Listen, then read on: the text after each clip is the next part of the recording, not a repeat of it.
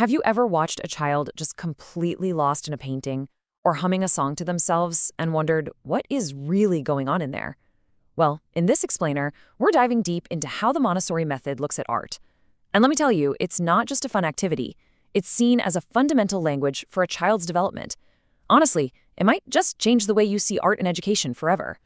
So let's just start with this question. When you see a kid singing at the top of their lungs, or dancing around the living room, or acting out a little story, what is happening?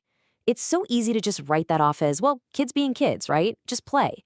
But the Montessori philosophy sees something much, much deeper going on.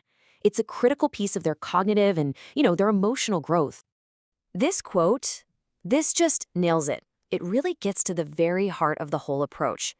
Art isn't some extra class you squeeze in between math and reading. Nope, it's a language of the soul. I love that. It's one of the primary ways kids have to show us what they're thinking, how they're feeling, and how they're making sense of this big, complicated world around them. Okay, so art as a language. What does that actually mean? Let's unpack that idea, because it goes way beyond just making pretty pictures. It's really about giving children a whole new vocabulary, a new way to communicate their own unique way of seeing things. And the benefits here are huge, and they're all connected. When kids get into artistic activities, they're not just being creative, they're building real-life skills. We're talking better concentration, finer motor control, even a deeper appreciation for other cultures. It all works together to build this amazing sense of confidence and a real, genuine joy for learning. So, if we're going to think of art as a language, it only makes sense that it would have different dialects, right? So now we're going to look at how the Montessori classroom really brings this language to life, through music, through drama, and through visual arts. Each one gives kids a totally unique way to get their ideas out. So what does music look like in one of these classrooms? Well, it's this really cool mix of structured activities and total creative freedom. For instance, kids might work with these special bells to really sharpen their ear for pitch, but then they're encouraged to take that knowledge and just create their own tunes. It's about combining the technical skill with pure expression, so they learn to love music on a much deeper level. Okay, now let's talk about drama and creative movement. And when I say drama, I want you to totally forget about rigid strips and memorizing lines for the school play. That's not what this is about. In a Montessori environment, it's all about spontaneous, authentic expression. It's about giving kids the space and freedom to explore their own stories and ideas through their bodies. So, how does that actually play out? Well, through role-playing, kids can literally step into someone else's shoes, which is huge for developing empathy. When they act out stories, they're not just reading history, they're feeling it. And with creative movement, they can get out these big emotions that they might not have the words for yet.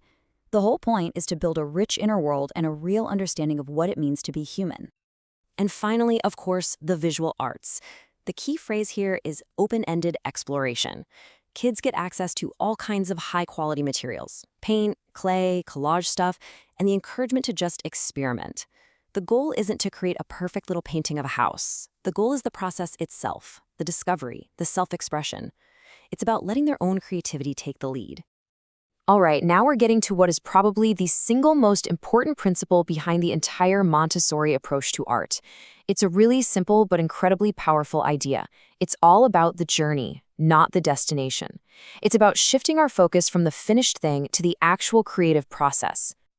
So let's put these two approaches side by side, because it makes it super clear. In a more traditional model, you often see the focus is on the final product, right? The goal is to get every kid to make a perfect copy of the teacher's example. But in the Montessori method, the value is placed entirely on the process of creation. The real focus is on exploring, experimenting, and that amazing feeling of discovery. This says it all, doesn't it? It's about creating, not copying. Every single child is seen as an artist in their own right, with a unique voice and a unique story to tell. The adult's job isn't to tell them what to make, but just to provide the tools and the freedom for that voice to come out. Okay, so understanding the philosophy is one thing, but how do we, as parents, as educators, as the adults in the room, actually put this into practice? In this last section, we're going to get into some really practical ways to nurture that young artist, both at school and at home. And this is the million-dollar question, isn't it? How can we support a child's creative journey without accidentally squashing it with our own ideas or expectations? It really takes a shift in our own mindset, a move away from judging and towards just celebrating the act of trying something new. So what can you actually do? Here are 5 key things. First, always focus on the process, not the product. Praise their effort, not how good it looks. Second, make art just a normal part of the day. It doesn't have to be some big scheduled thing. Third, bring in art from all over the world. Show them different styles. Fourth, create little chances for them to share their work. And finally, and this is the big one, celebrate what makes their work unique. Let them know their voice is awesome just the way it is. And look, this can be one of the hardest things for us adults. We have to actively resist that urge to judge a child's art. Instead of saying, that's a good drawing, or that's a bad one, we can talk about the effort and the creativity they put into it. When we appreciate the process, we help them build a love for self-expression that can last a lifetime. This just drives that last point home. A child's art is so much more than just a picture to hang on the fridge. It's literally a window into their world. It's a tangible piece of their thoughts and feelings. When we respect their art, we are respecting them. We're telling them loud and clear that their voice matters. So, as we're wrapping up, let's just remember this. The Montessori approach to art isn't about making decorations for the classroom walls. It's about transformation. It's a process that helps kids grow into more confident, creative, and compassionate people. It's a real investment in their future, and honestly, in the future of our world. And that's really the whole ballgame. The next time you see a kid just messing around with paint or singing or dancing, remember what's happening. You're not just watching a fun little activity, you're witnessing the development of a whole human being. The goal here isn't to create a world full of professional artists. It's about nurturing expressive, confident human beings.